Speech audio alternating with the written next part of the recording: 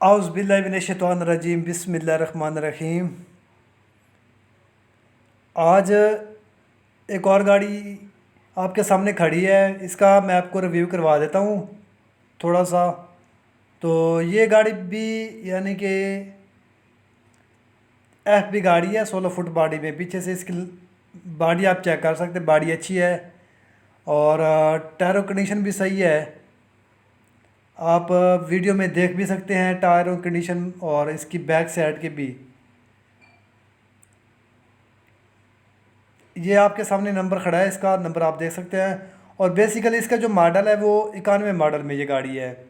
91 model में गाड़ी अच्छी है, गाड़ी में कोई कमी पेशी नहीं है। इसके 11-12 आने टायर हैं और दो नीचे से स्टपनियाँ भी लगी हुई है इस गाड़ी को। बाकी आपके सामने है कैबन, आप इसका देखें, यानी कि गाड़ी चालू है।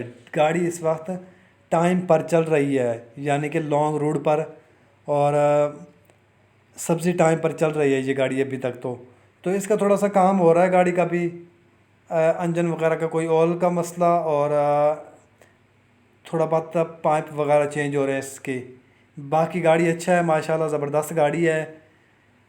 फ्रेम डबल पीस में, इंजन स्टैंडर्ड पर है, गियर हिस्से कंडीशन अच्छी है, यानी कि हर लिहाज से ये गाड़ी पूरी है।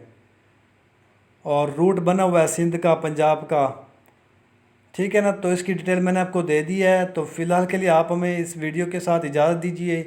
शुक्रिया, अल्लाह हाफ़िज़।